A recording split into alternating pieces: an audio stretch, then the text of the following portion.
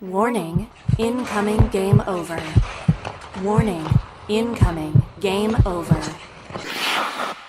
Hello and welcome to Game Over Calgary. My name is Conrad Krausert, and believe it or not, maybe at the least opportune time if you are on Team Tank, the Calgary Flames have won yet another game, their third in a row at home. But I'm not going to be negative about it. It was a great performance from Cooley and the gang today. And by goodness, did Cooley have to be good at several different stages of this Calgary Flames matchup. But before we get any further, if you're hitting in, if you're early to chat like Mr. Watts and the Denim Man, go ahead, hit that like button, throw your comments in chat. We'll get to them as we go through today. And yeah, I know I'm dressed in the Hawaiian shirt today. It's a feel-good Sunday for a lot of Flames fandom. Or potentially, maybe a little bit of disappointment if you're on Team Tank like I am. However, it is this whole concept of the ethical tank. You're still going to win some. You're going to lose a majority of them going into the homestand. And hey, feel-good stories with a player making their first game. Of course, makes a mistake that could have led to the Flames taking this one. And hey, fans don't make the schedules. In fact, ChatGPT or one of those other algorithms made the schedule for the first time this year. So the Oilers fans that are in our chat saying, oh, you can only win on the second half of back-to-backs. As we said in the previous segment, or previous game, I don't know if you saw this, but that was the Oilers in the first half of the season. And then after the trade deadline, it flips, so the Flames get the second half of the back-to-backs. So maybe you need to start thinking back to when the Oilers were the beneficiaries of the scheduling before coming into chat and complaining. But yes, once again, my name's Conrad Krausert. This is Game Over Calgary, and the Calgary Flames pick up the win over the Tampa Bay Lightning in overtime. And some of the new additions really proving quite necessary to get the Flames into this 3-game winning streak. And I need to pull up the standing. That's the one thing I didn't pull up, because I think that might have pulled the Flames out of second last place in the NHL. Yeah, it actually jumped the Flames into 29th place. So jumping 2 in both the Rangers and the Blackhawks due to points percentage. Tied at 65 points with both the Blue Shirts and the Blackhawks. And as Little Lucy Burt just said in chat, I have mixed feelings.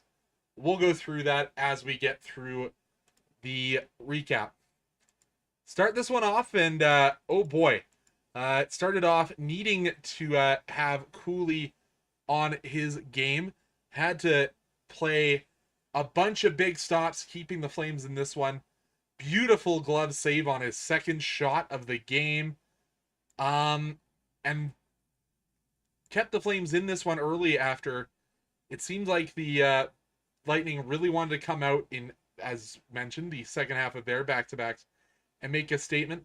And the Flames held water until the 7-minute, 25-second mark, where Ryan McDonough eventually makes good work of some offensive zone time, strips Michael Backlund of the puck. Eventually, it goes back to Gonçalves and then back to McDonough. His wrist shot from the point sneaks through Cooley. Tampa Bay up 1-0. And I got to say, the Flames struggled in the first half of the period, but after that second half, the Flames really started pouring it on. They were making mention how the Flames only had 3 shots through the first 10 minutes. And then Victor Olofsson, my oh my, 2 games in a row where he's launched absolute rockets. Good play by that line of Olofsson, Strome, and Sharangovich, and boy, we're finally starting to see why there was this element of, let's see what Olofsson can do in a Flames uniform.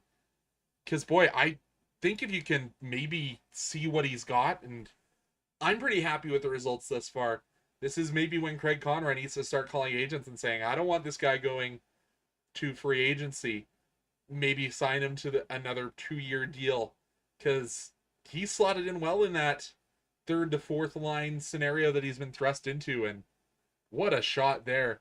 Absolutely going top shelf. And of course, this isn't Andrei Vasilevsky. This is Johansson in net. And this has been a goaltender who has been two-ply, or I guess I'll quote Shorzy. Or it wasn't Shorzy, it was, I should know this. Show that predated Shorzy. Oh, chat's gonna eat me alive here.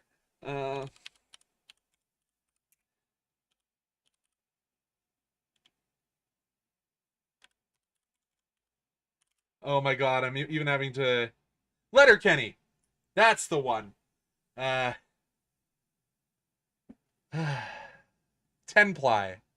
Not just 2-ply. Yeah, now you've gotten in chat. You're seeing the delay. But then 27 seconds later, a great play by the combination of Coronado, Frost, and I believe it was Pahal out there with them. Or no, it's Gridden on that line. Gridden has the initial kind of pass off the boards. Doesn't end up getting an assist because it kind of caroms all the way back to Coronado. But another great shot. Morgan Frost over the glove hand of Johansson. And the Flames were up 2-0. But good pressure play by the Flames, taking this momentum away from a team that is leaps and bounds more talented than the Calgary Flames in the Tampa Bay Lightning. And yes, I know we'll have Al in chat saying that this is a team that's on the second half of back-to-back. The Flames should be winning this. But yeah, it's the Flames up 2-0 after 20. And remember I said halfway through the period, the Flames only had 3 shots? 8 shots in the second half of the first allows the Flames to exit this first period with a lead. And then a second period where I actually thought the Flames controlled, but Tampa managed to fire 15 shots on,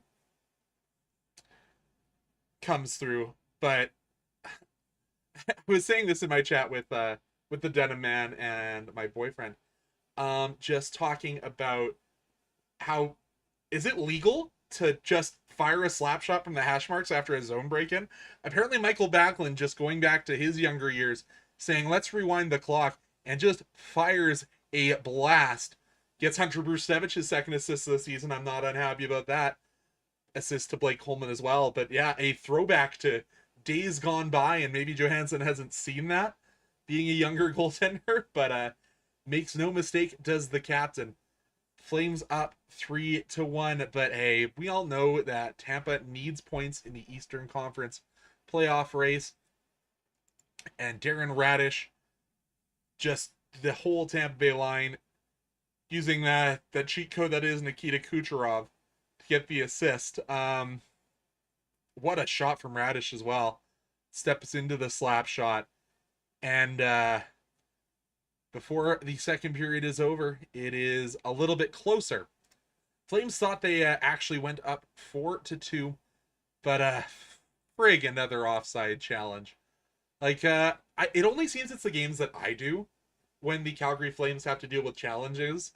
And Coleman's goal erased after he can't keep a toe on the blue line, because that was a beautiful goal too and would have given Michael Backlund another point.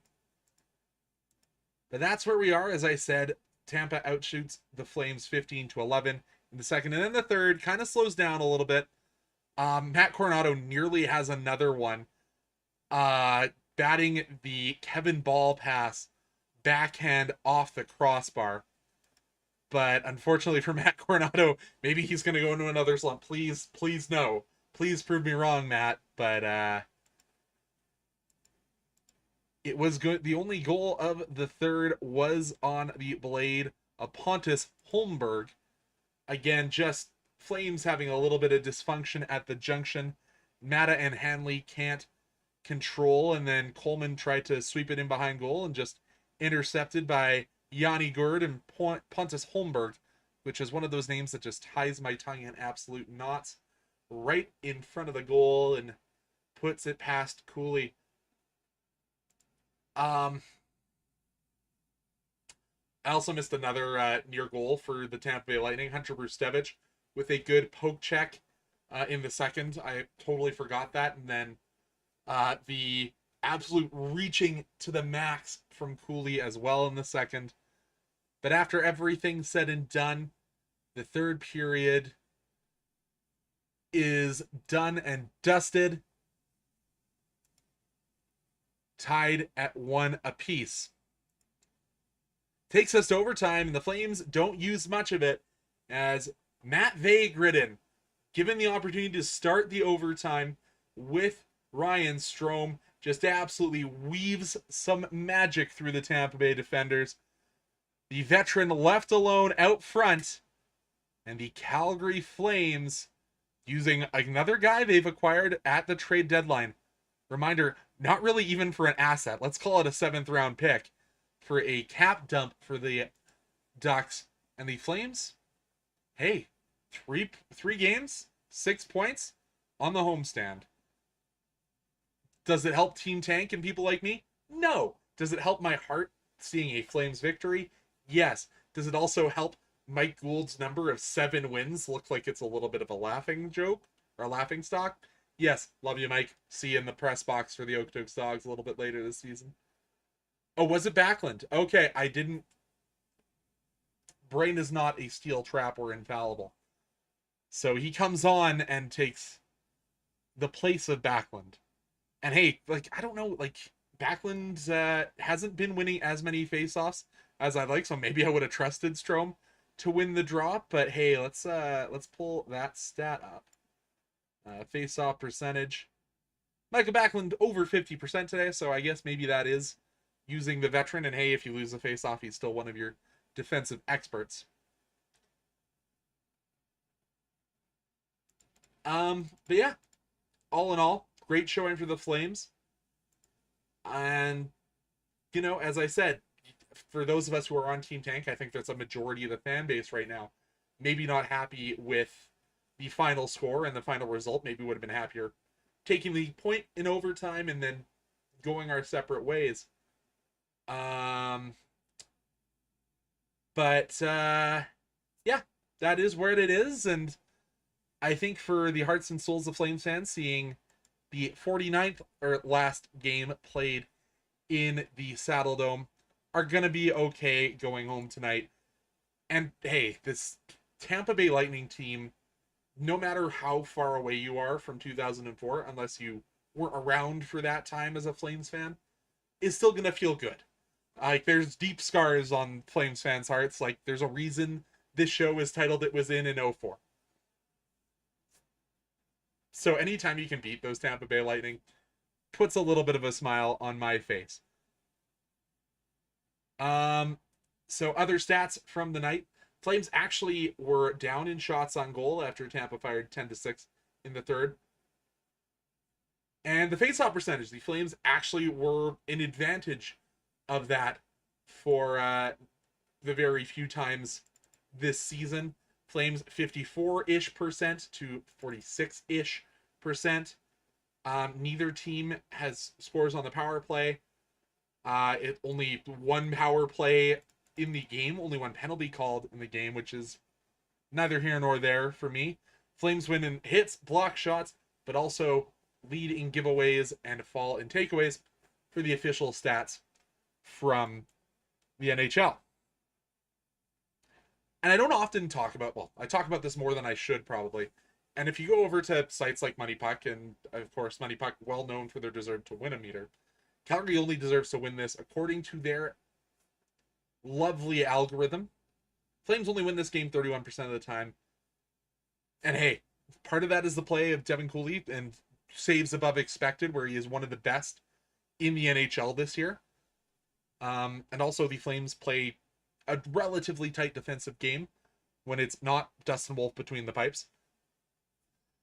So, all in all, pretty good because like if you look at expected goals from a lot of sites, Flames are probably going to hover around that 2 expected goal mark, and you have to think Tampa's probably around the 3 to 4 expected goal mark. And because Braden Point played really well, as he often does when he plays against his hometown team, but we all know that this game isn't played with algorithms.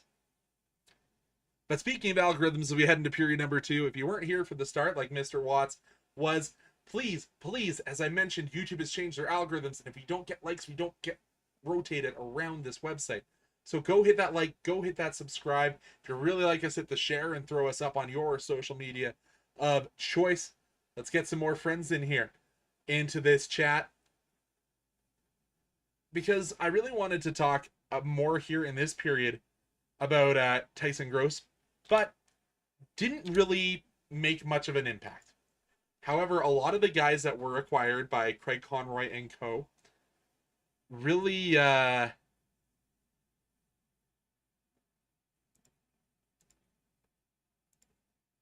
were key parts of this, whether that be Olofsson with a goal, White Cloud with an assist. Of course, he wasn't really trade deadline, but close enough for my fan heart. And then obviously Strome with the winner. That's a key part of this game. And then another couple of things we have to point out is the young guys are starting to be integral parts of this team. We saw Hunter Rustevich get an assist, saw his minutes take a severe bump up in time, again, over that 20-minute mark, which then did mean Zane Parekh had a little bit of a scale back. And how much of that is this load management style of system that the Flames are instilling with Zane Parekh, and pairing him up with Joel Hanley, both playing around that 15-minute.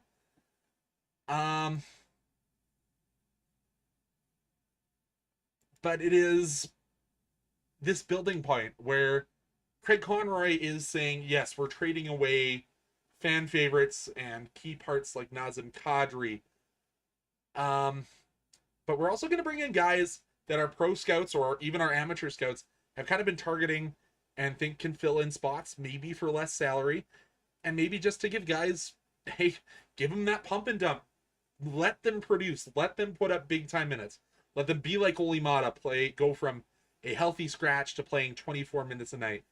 Guys like Zach Whitecloud, give him the opportunity to be a 23-minute-a-night guy. Hey, if the Flames can turn a 7th-round draft pick into a season of Ryan Strome and then elevate that to even a 4th-round pick, that is how this team is going to advance. How this team is going to be ready for a Stanley Cup or a playoff push as the new building is built in the next 2 years. It is that combination of letting the kids play, like the guys over on Barn Burner have been pumping so much, but also learning how to manage assets, learning how to understand, yes, we are going to be bad for an extended period of time. How do we still inflate the value of the players that are on our roster so that we can make trades into advantages for ourselves? Like, I think if you're going to keep Olimata for an additional season and a half and then trade him out as a rental, I think that's a great return on investment. I think if you can turn Zach Whitecloud into another set of assets, if he plays here for the next year, or hey, I'm starting to be in the camp that the Calgary Flames need to re-sign Zach Whitecloud, which I don't think I would have been about 3 weeks ago, because I think he's actually played fantastic for this Calgary Flames roster. And hey, somebody has to play 20 minutes on a really bad team. But hey, hey, maybe someone comes with the play of Devin Cooley in the offseason. I know we've just extended him, so this is maybe me thinking in the wrong frame of mind. But what if someone comes in the offseason and sees what this Calgary Flames coaching staff has done with Devin Cooley and offers the sun, moon, and the stars? I think as the Flames, you at least have to listen.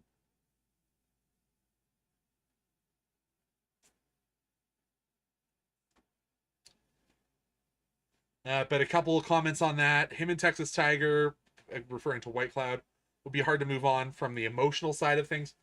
I agree. However, for the statistical, um, analytical mind, you kind of have to separate that feeling, which I know was hard to do. You wouldn't be a Flames fan if you were just looking at things analytically.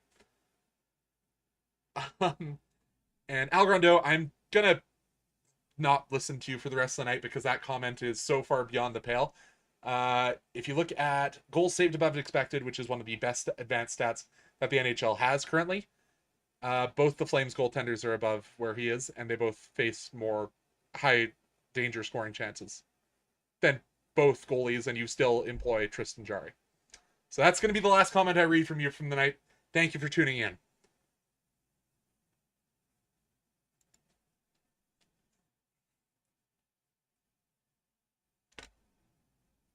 But continuing on, where was I? What was the point we were going through here? It's a good question. We'll get to that in overtime, Mr. Watts. But yeah, like guys like Brustevich need to continue to build up. Like, and the fact that we're seeing more nights where Brustevich and Parekh are both in the lineup, when you have a veteran in Braden Bahal sitting and eating Saddle Dome popcorn, which is so delicious. I think that is really something to see. And guys at the front end like Matt Vake Britton, huge feel good story. +2 tonight. Joel Farabee and Morgan Frost. I know they're not as young as we'd like, but continued progression. Morgan Frost, of course, getting another goal. Glad I threw him in the thumbnail today. It truly is improving how I feel about this squad. No matter if I feel we should lose every game for the rest of the season. It's nice to see that the Flames aren't giving up, and that starts with the young guys, goes all the way, or starts with the veterans, starts with Michael Backlund, as I said, unleashing the old school clapper, and it rolls down the lineup, and it's nice to see, even though Zane Parekh hasn't produced, you're seeing him out there smiling today. He saw Hunter Brustevich kind of beating himself up, even though he bailed out Cooley a few times today. It's nice to see that we aren't going decade of darkness Oilers and seeing the players fighting themselves on the bench in the locker room. It's nice to see that from your Calgary Flames. And hey, bring in the rookie of rookie. You're still allowed to talk, I just won't read it. Because you're saying some delusional things. But to see Tyson Gross as well be the rookie of all rookies, go in today being allowed to play, of course didn't play as many minutes as probably would have liked to see in your first game. Only playing the lowest number, 8 minutes and 7 seconds out of all Flames with 11 shifts. But hey, it's your first NHL game. He was being super responsible, only taking 37-second shifts on average. So good for the young man. Hopefully he can continue to get some minutes and maybe get a real stall now that there's some longer term injuries with this Calgary Flames roster. I loved seeing that where he's in the like temporary stall where someone went to IKEA and got the rolling frame for all of his hockey gear. But yeah, that'll take us into period number 3. And what did I have planned for this? Oh, this is my kind of question with Flames fans.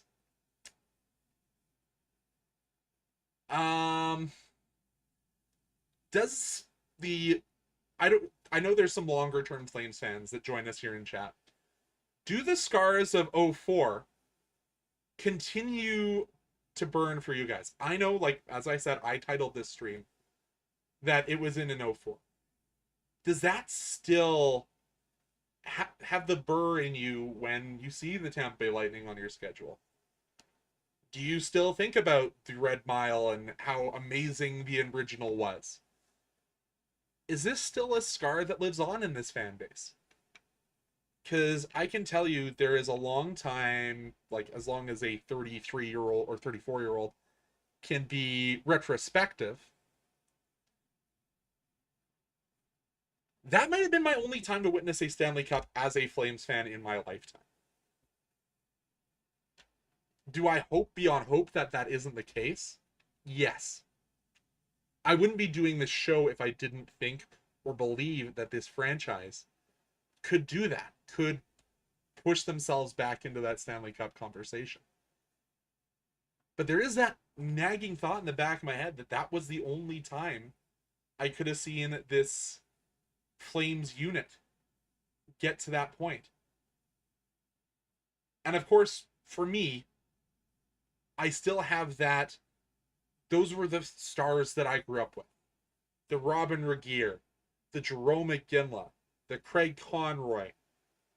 Hell, I remembered Stefan Yell coming in and being that guy who was winning every single tough face-off he needed to. Marty the Eliminator Jelena eliminating the Detroit Red Wings. Sorry, my housemate's room is just over there, so I have to stare it down. When I mentioned that we eliminated the Red Wings, like, that's still my team. That's still what I feel when I think about this Flames organization. So I'm just gonna look through chat here. We'll talk about Zane in overtime. Yes, because it would make us the most recent Canadian team to win the Cup. It was only 6 when that happened. Yes, it was in. Sorry, I just heard a yell through the walls about pain coming from my housemate who I've dragged into this fandom, but he's still a Red Wings fan.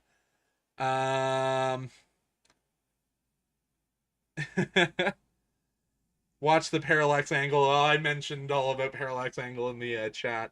Trust me, I've actually had to learn about that as part of my broadcasting degree. But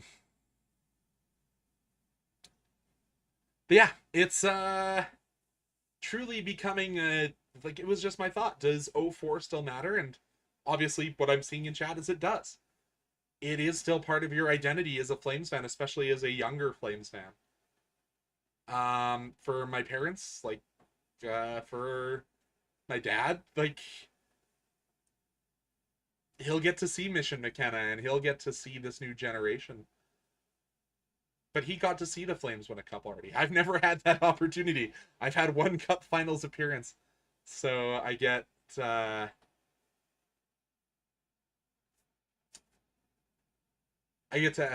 share that with you guys. So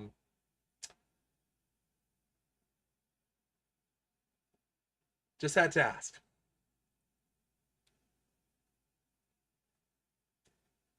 But let's head on into overtime where I answer your questions and talk about things that we've seen in chat today. So let's go all the way back. Gridden looks better and better every game. Perek is even showing more confidence. I will agree with Matt Vay Gridden. Gridden has continued to impress. Like, as I said, that overtime goal is all on the stick of Matt Vay. And the young Russian is doing everything he can. I also think he's being put in the correct position by our coaching staff or Chat GPT or whoever's in charge of our lines these days. But yeah, Golison, yes. Chewing me out. And hey, we only said Letterkenny. We didn't make fun of me, despite the fact that my childhood babysitter was in Letterkenny.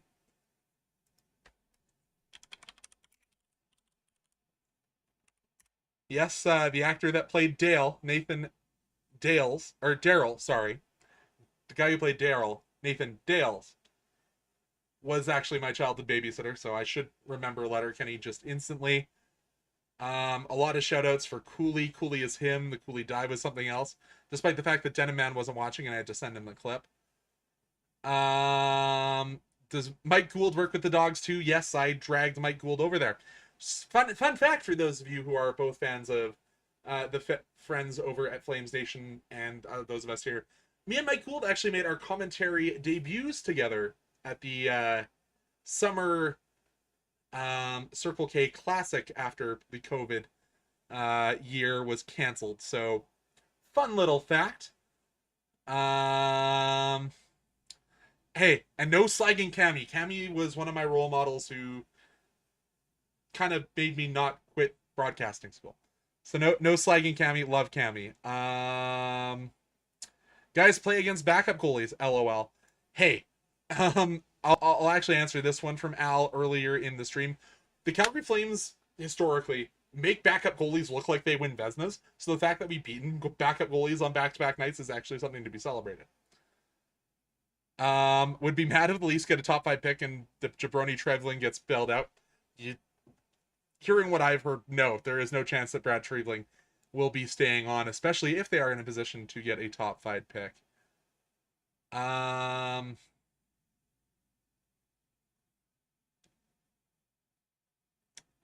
Ball and White Cloud played good together. Yep, great pairing. They're gonna have to be the top pairing for this Flames unit. Do you like the new warm-up that Coleman, Farabee, and Frost do? Hey, when you've played in this team that's been this bad all season, if you're gonna have some fun in the warm-up, as long as you're still getting your stretching and warming up in, I'm all for it. Sports are meant to be fun. So if they're having fun in the pregame, that is exactly what you should be doing. Like, go ahead. As long as you're still producing and you're still playing hockey and you're not just giving up time to get these pregame rituals in, I'm okay with it. And I think it's fun. And hey, if you're getting kids to be involved and cheering on this team for watching a silly little pregame ritual, go nuts. It was like how I got involved as a Calgary Stampeders fan. I wasn't that big into football. I used to go with my dad because it was something for us to do, get together, because we had Stampeders season tickets. I got into football because of the Jermaine Copeland, Kenyon Rambo, like the receivers for the Stampeders doing all their touchdown dances. So like, go have fun. Sports are supposed to be fun. If that's how you're doing it in the pregame, go nuts. Only downside from Gross is getting the only penalty of the game. Hey, this is a guy who's still getting up to speed with the NHL. If he takes one penalty in the first period of a game, I'm not going to be so upset about it. A lot of the it was in. Denim Man talking about the cup tax lower in Florida. Well, all taxes are lower in Florida. That's why everyone wants to go there. I think it would matter less if it wasn't the last time we made it to the finals. Possibly. Interesting question here from Little Uzi Burt. How do you think that the lineup is going to look going forward? I love the success, but don't want to see Lombo eat saddle and popcorn for the rest of the season. Unfortunately, I think we might have seen Brian Lomberg's last game as a Flame. I think that fourth line spot needs to be rotated through some of the youth, especially if this team is officially eliminated. Do I think that's sad? Yeah. Do I think someone's going to overpay Ryan Lomberg in free agency unless he really wants to stay in Calgary? Also, yes. Also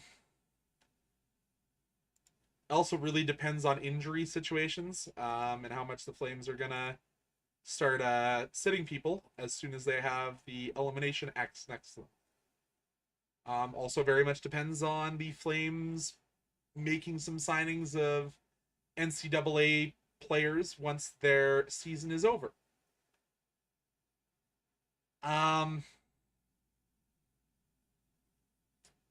So I think we'll see a lot of youth for the Flames moving forward. I don't know how much more we'll see of Tyson Gross. I think we'll probably see him on a rotating basis with John Beecher or Wrangler call up X, Y, and Z. There is a part of me that thinks we could see Beecher also go on waivers if we haven't seen him in this long. Of course, you have to, until you're eliminated, you only have those 5 call-ups. So I think that's kind of what is the proverbial fork in the road. And I think you have a really hard time taking Olofsson out of the lineup if he keeps producing. Unless you're truly going to be big brain and try and lose. Mr. Watts, final question I think we'll take tonight. Do you think we retire number 14 for the most single season point record in Flames history? And that's such a hard question to answer.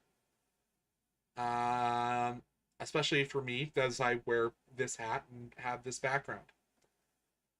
I think you disenfranchise a lot of younger Flames fans if you do retire number 14.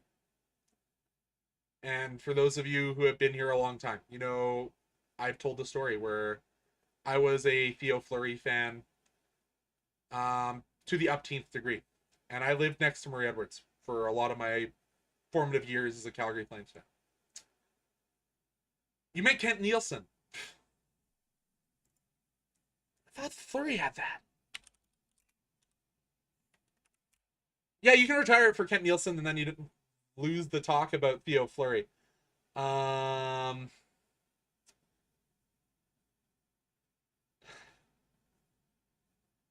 But talking about Theo Fleury, which is the number that I see more associated with 14 in this Flames team. But regardless, I'll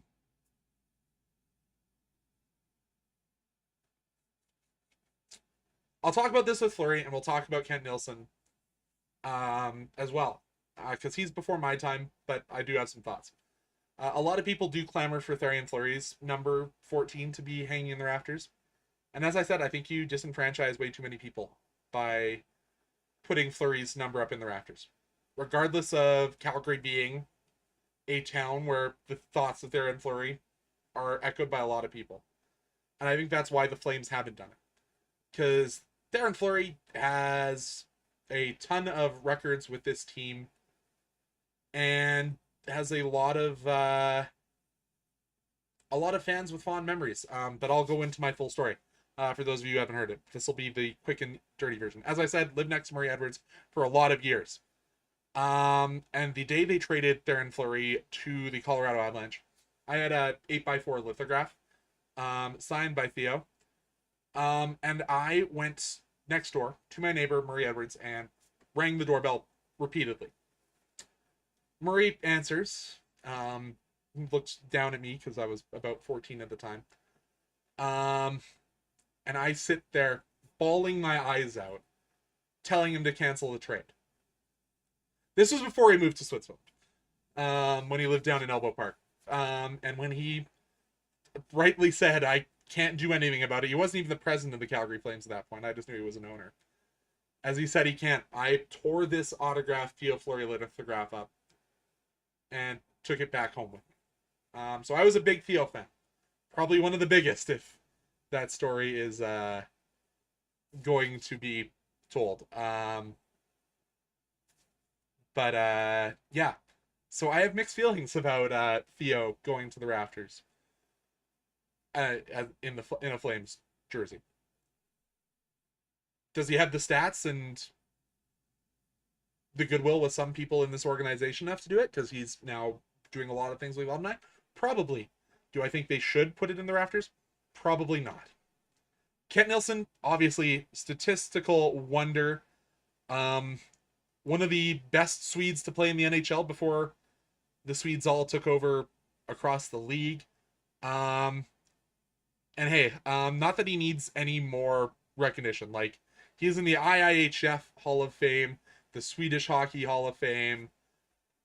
Probably should be in the NHL Hall by all stats wise. Because yeah, his record with Calgary for that 131 points is the record for most points by a Calgary Flame and most points by a Swedish player in a single NHL season. And think of the names that have come since then, like guys like Mats Sundin, the Sedin twins.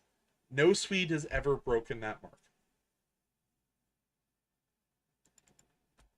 So should 14 be in the rafters for Kent Nielsen?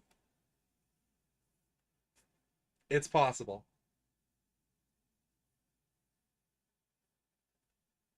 But the world may never know. And so, with that, I'm going to call it a stream, folks. Won't see me for a little bit, as I think Anand has the next game. He does, which is Tuesday against the Kings. And then I'll be back. I'll be back on Thursday and Saturday as the Flames take on the Ducks and the Canucks to end the home swing. Actually, no, that's, yeah, that is the end of the home swing. And then you'll have a couple games in a row with an end. So, for myself and the entire crew of the Game Over Network, thank you so much for tuning in. As I said, it is going to be a interesting period for these Flames. Can they go 6-0 on the home swing, regardless of how that makes Team Tank feel? We will have to find out. Say hello to my good friend Anand on Tuesday. I'll see you again on Thursday, folks. Go Flames, go!